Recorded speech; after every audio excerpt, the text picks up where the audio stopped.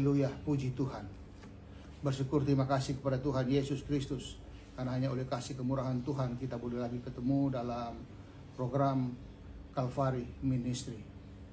Pada kesempatan ini saya ingin berbicara tentang topik khusus yang sangat penting bagi kita anak-anak Tuhan yang hidup di akhir zaman ini. Khususnya orang-orang Pantekosta, GPDI yang pada 2 bulan ke depan akan melaksanakan musyawarah besar GPDI tahun 2022. Oleh karena itu, judul daripada firman Tuhan pada saat ini adalah Mubas GPDI 2022 tentang visi misi di akhir zaman. Visi misi di akhir zaman. Haleluya, puji Tuhan. Kalau kita perhatikan bahwa musyawarah besar GPDI ini sangat penting. Mengapa penting? Karena melalui musyawarah besar ini kita tahu bahwa ini merupakan forum tertinggi organisasi GPDI. Dan memang organisasi GPDI ini adalah organisasi yang berdasarkan firman Tuhan. Oleh karena itu di dalam melaksanakan Mubas GPDI ini sangat penting untuk didasarkan pada firman Tuhan. Dalam memilih pemimpin, firman Tuhan telah memberikan arahan-arahan, petunjuk-petunjuk yang sangat jelas. Yang pertama saya mau ambil dari dalam Kisah Rasul pasal 13. Di sana sangat jelas firman Tuhan katakan, Kisah Rasul pasal 13 ayatnya yang ke-22b. Kisah Rasul 13 ayat 22b berkata begini. Tentang Daud, Allah telah menyatakan, aku telah mendapat Daud bin Isai, seorang yang berkenan di hatiku dan yang melakukan segala kehendakku. Jadi dalam memimpin satu organisasi gereja, ayat ini merupakan ayat yang sangat penting. Karena Allah sendiri yang katakan bahwa aku telah mendapatkan Daud bin Isai. Artinya dari sekian banyak orang yang akan dipilih oleh Tuhan, ada Daud yang menyenangkan hati Tuhan, yang di dalam ayat dikatakan bahwa Daud itu adalah seorang yang berkenan di hatiku, di hati Tuhan, dan yang melakukan segala kehendakku. Nah, melalui firman Tuhan ini, tentu saja kita umat Tuhan mengharapkan adanya terpilihnya pemimpin gereja yang sama seperti yang dimaksudkan oleh ayat ini. Dan kalau kita pelajari, ayat ini merupakan ayat yang diambil dari perjanjian lama yang terdapat di dalam 1 Samuel 13 ayat 14 berkata, Tuhan telah memilih seorang yang berkenan di hatinya, dan Tuhan telah menunjuk dia menjadi raja atas umatnya. Jadi Tuhan telah memilih seorang yang berkenan di hatinya. Tuhan yang pilih. Memang di dalam memilih pimpinan organisasi gereja, memang yang memimpin adalah mereka-mereka yang punya hak pilih. Tetapi hasil akhirnya harus tetap pegang firman Tuhan. Bahwa Tuhan telah memilih seorang yang berkenan di hatinya. Tuhan memilih, bagaimana cara Tuhan memilih? Di dalam 1 Samuel 16 ayat 7b berkata, bukan yang dilihat manusia yang dilihat Allah. Manusia melihat apa yang di depan mata, tetapi Tuhan melihat hati.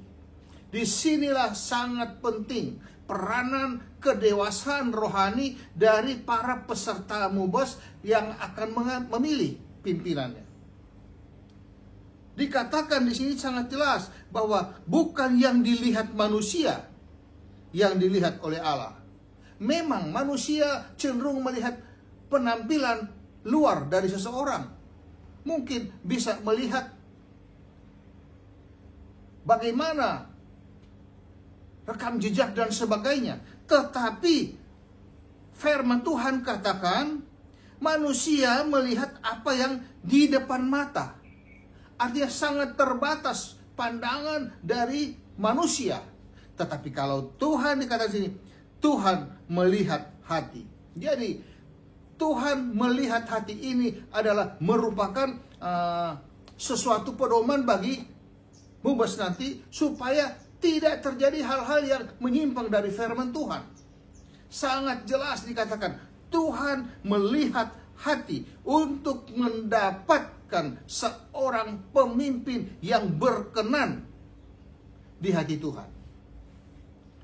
Haleluya, puji Tuhan. Nah, di dalam mubas ini selain memilih pemimpin yang berkenan di hati Tuhan, seperti yang sudah dijelaskan oleh beberapa ayat tadi, juga yang kedua bahwa sebagai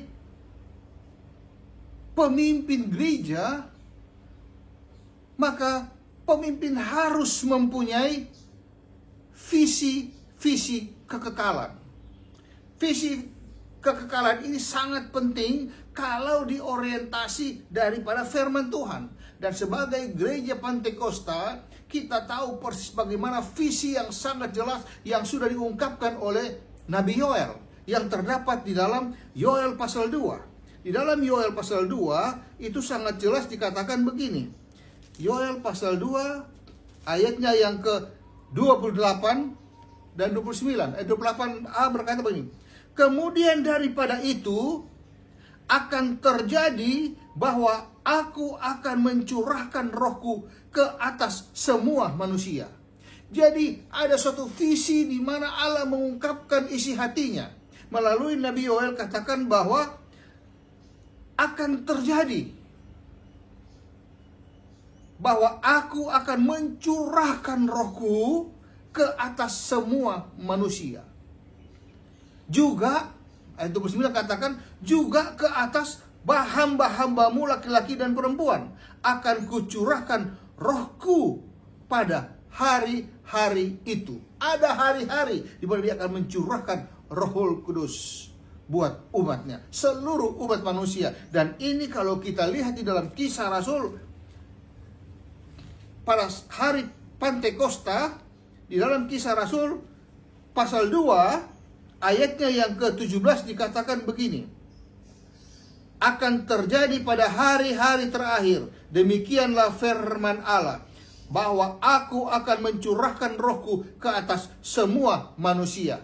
Pada hari-hari terakhir, kita jelas sekarang hidup di hari-hari terakhir. Kita ada di akhir zaman dan pada hari-hari terakhir, akhir zaman ini. Itulah sebabnya maka sangat penting pimpinan gereja yang akan dipilih di mubas ini memiliki suatu visi yang diungkapkan melalui Nabi Yoel ini. Bahwa semua manusia akan Allah curahkan roh kudusnya. Sehingga penuh dengan Rohul Kudus. Nah, visi penuh dengan Rohul Kudus semua umat Pantekosta ini sangat penting. Kita gereja Pantekosta di Indonesia yang cukup besar. Tetapi sebelum semua penuh dengan Rohul Kudus. Untuk apa kita harus penuh dengan Rohul Kudus? Kalau berkaitan dengan Kisah Para Rasul ini dikatakan bahwa di dalam pasal 1 ayat 8 katakan, kalau Rohul Kudus turun ke atas kamu, kamu akan menjadi saksiku. Jadi untuk menjadi saksi Tuhan, maka seluruh umat Pantekosta harus penuh dengan Rohul Kudus. Jadi penuh dengan Roh Kudus ini adalah sesuatu yang sangat penting bagi seorang anak Tuhan untuk menjadi saksi Tuhan. Baik di Yerusalem, di Yudea, di Samaria, bahkan sampai seluruh bumi. Haleluya, puji Tuhan. Itulah yang harus dimiliki oleh seorang pemimpin. Nah, dalam kaitan dengan Mubes 2 GPDI 2020, ada 3 hal yang sangat penting bagi kita untuk memperhatikannya. 3 hal tersebut itu adalah poin pertama, saya ambil dari dalam 1 Raja-Raja pasal 3. Di dalam 1 Raja-Raja pasal 3 ayat 6 berkata begini. Lalu Salomo berkata, "Engkaulah yang telah menunjukkan kasih setiamu yang besar kepada hambamu Daud, ayahku, sebab Daud, ayahnya Salomo itu, sebab ia hidup di hadapanmu dengan setia, benar, dan jujur terhadap engkau." Jadi dalam poin pertama ini saya angkat judul bahwa seorang pemimpin atau pimpinan GPDI itu harus hidup di hadapan Tuhan dengan setia, benar, dan jujur. Memiliki hati yang setia, benar, dan jujur. Setia ini berbicara jangka waktu. Tidak ada orang hanya 2 hari dikatakan setia. Dia harus setia melalui beberapa periode, beberapa jangka waktu yang membuktikan bahwa betul dia setia. Kedua, dikatakan bahwa dia harus hidup dengan benar. Hidup dengan benar artinya telah percaya kepada karya Yesus di kayu salib Kalvari, sehingga dia memiliki hidup baru dan dipenuhi dengan Roh Kudus. Dan yang ketiga, dia harus hidup jujur di hadapan Tuhan. Jujur dalam arti bahwa tidak ada hal-hal kemunafikan seperti orang-orang Farisi, kata firman Tuhan. Kejujuran ini sangat penting di hadapan Tuhan, karena Tuhan melihat niat hati seseorang. Haleluya, puji Tuhan. Itu jadi poin pertama adalah pemimpin GPDI harus hidup di hadapan Tuhan dengan setia, benar, dan jujur. Tidak gampang, tetapi firman Tuhan dan Roh Kudus sanggup untuk menuntun dan mengarahkan hidup tersebut. Poin yang kedua saya ambil dari 1 Tawari. 1 Tawari pasal 28. 1 Tawari pasal 28 ayatnya yang ke-9. 1 Tawari 28 ayat 9 berkata begini. Dan engkau anakku Salomo, ini sudah Salomo bukan Daud lagi. Engkau anakku Salomo, kenalah Allahnya ayahmu. Jadi kepada Salomo diminta dia untuk mengenal Allahnya yang disembah oleh ayahnya. Allah Abraham, Ishak, dan Yakub. Ya, kita kenal dengan dalam nama Tuhan Yesus Kristus, Allah Bapa, Anak, dan Roh Kudus, yaitu Tuhan Yesus Kristus. Saya teruskan. Engkau anakku Salomo, kenalah Allahnya ayahmu dan beribadalah kepadanya dengan tulus hati dan dengan rela hati. Kita menyembah kepada Tuhan harus dengan tulus hati dan rela hati. Sebab apa sebabnya? Sebab Tuhan menyelidiki segala hati dan mengerti segala niat dan cita-cita. Inilah Tuhan kita. Tuhan kita yang kita kenal dalam nama Tuhan Yesus Kristus. Dia adalah Allah yang Tuhan yang menyelidiki hati, dan dia mengerti segala niat dan cita-cita. Jadi poin yang kedua ini, pemimpin GPDI harus memiliki niat hati dan cita-cita sesuai firman Tuhan. Karena Allah kita Allah yang melihat niat hati. Kalau mau menjadi pemimpin gereja, harus punya niat hati yang seturut dengan hati Tuhan. Wah, tidak gampang. Tidak ada orang yang bisa tahu niat hati. Hanya Tuhan yang mengetahui niat hati kita. Tuhan mengerti niat hati kita. Kalau seorang pemimpin GPDI yang akan dipilih di MUBAS 2020 memiliki niat hati sesuai firman Tuhan, maka jangan khawatir, Tuhan pasti membelanya. Niat hati apa yang harus dimiliki seorang pemimpin GPDI di akhir zaman ini? Berbicara tentang akhir zaman ini, kita harus hidup, kalau dilihat dari Filipi pasal 2 berkata begini. Filipi pasal 2 ayatnya yang kelima. Hendaklah kamu dalam hidupmu bersama menaruh pikiran dan perasaan yang terdapat juga dalam Kristus Yesus. Dalam hidup kita bersama sebagai satu organisasi GPDI, bahkan mereka akan terpilih di MUBAS GPDI 2022 ini, maka mereka harus secara bersama harus memiliki pikiran dan perasaan Kristus. Pikiran dan perasaan yang terdapat dalam Kristus Yesus. Apa pikiran dan perasaan Yesus Kristus? Pikiran dan perasaan Yesus Kristus adalah amanat agung Tuhan Yesus Kristus yang terdapat di dalam Injil Matius pasal 28 ayat 18 sampai 20. Amanat agung ini ada dalam pikiran dan perasaan Yesus Kristus. Pikiran Yesus bagaimana supaya semua orang bertobat dan berbalik kepada Dia, kata Tesalonika. Untuk itu harus ada dikatakan di dalam Matius 28 ayat 18, 19 dan 20. Yesus mendekati mereka dan berkata, "Kepadaku telah diberikan segala kuasa di sorga dan di bumi. Karena itu pergilah, jadikanlah semua bangsa muridku dan baptislah mereka dalam nama Bapa dan Anak dan Roh Kudus. Dan ajarlah mereka melakukan segala sesuatu yang telah kuperintahkan kepadamu. Dan ketahuilah aku menyertai kamu senantiasa sampai kepada akhir zaman." Amanat agung ini harus betul-betul menjadi niat hati di dalam pemimpin GPDI. Ada satu niat hati. Tuhan, aku sangat rindu untuk melaksanakan ini. Apa itu kerinduan? Yaitu pikiran dan perasaan Kristus. Apa itu pikiran dan perasaan Kristus? Itu berbicara tentang visi dan misi gereja. Visi yang Tuhan taruh dalam hati pimpinan gereja kita adalah di dalam ayat 19. Pergilah, jadikanlah semua bangsa muridku.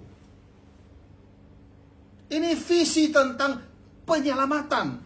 Injil keselamatan Yesus Kristus harus disampaikan kepada seluruh umat manusia. Karena Tuhan Yesus punya pikiran supaya semua orang bertobat dan berbalik kepadanya. Itu satu kerinduan hati Tuhan. Dan niat ini harus ada di hati pimpinan gereja kita.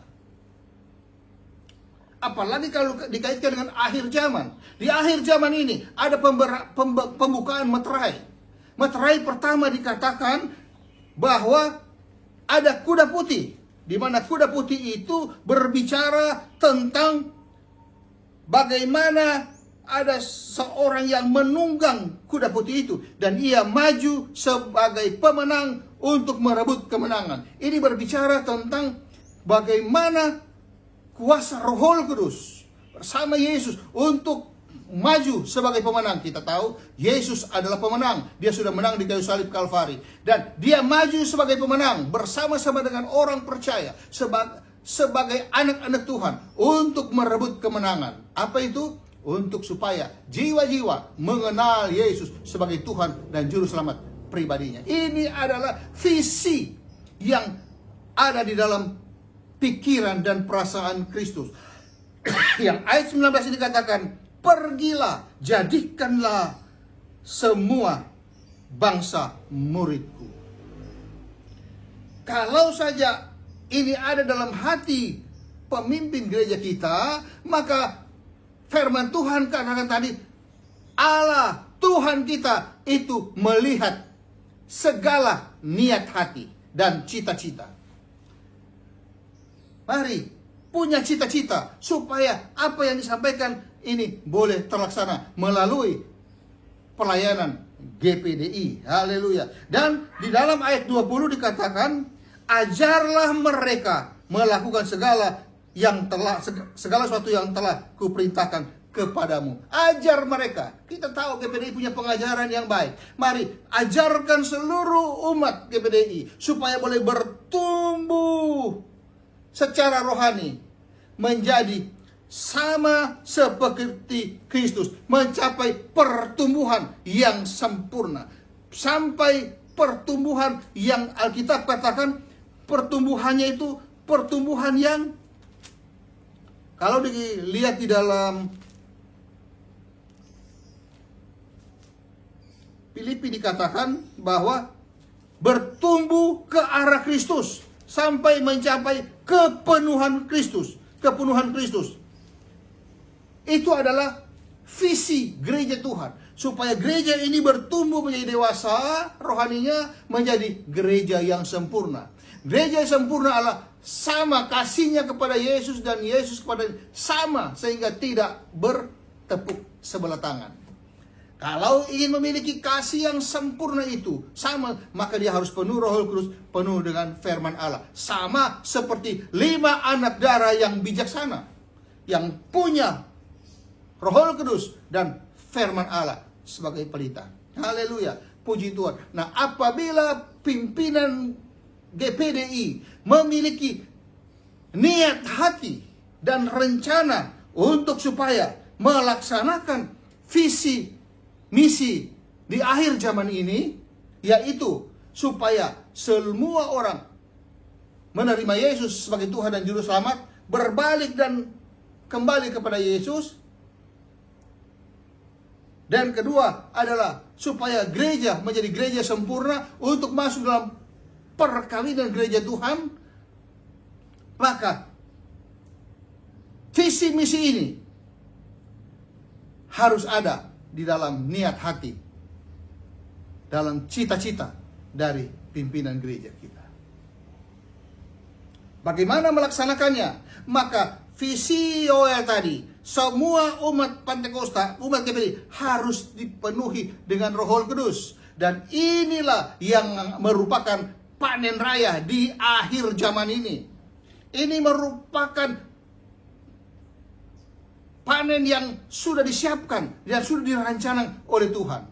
Sebab itu kalau kita kembali ke amanat agung di sana dikatakan kita harus pergi dengan kuasa Tuhan, pergi dengan rencana Tuhan, dan kita pergi dengan penyertaan Tuhan. 3 hal ini sangat penting bagi pimpinan gereja kita. Harus pergi dengan kuasa Tuhan, kuasa Roh Kudus yang dahsyat dan hebat itu. Harus bagikan rencana Tuhan. Segala sesuatu harus ditanyakan kepada Tuhan. Sama seperti Daud ketika mau melakukan sesuatu selalu bertanya kepada Tuhan. Dan yang ketiga, harus yakin, harus pergi bersama Tuhan. Ada penyertaan Tuhan. Penyertaan Tuhan itu sanggup memberikan mujizat-mujizat yang ajaib. Yusuf dibuang sebagai budak belia di Mesir. Karena ada penyertaan Tuhan, dia berhasil. Sadrak, Mesak, Abednego itu masuk dalam dapur api. Walaupun ada penderitaan berat, tapi penyertaan Tuhan sanggup untuk menyelamatkan mereka. Kita di akhir zaman ini, kita tahu bahwa ada 3 persoalan besar yang dihadapi oleh gereja Tuhan untuk mengalami pemurnian gereja Tuhan. Pertama adalah 3 in 1, yaitu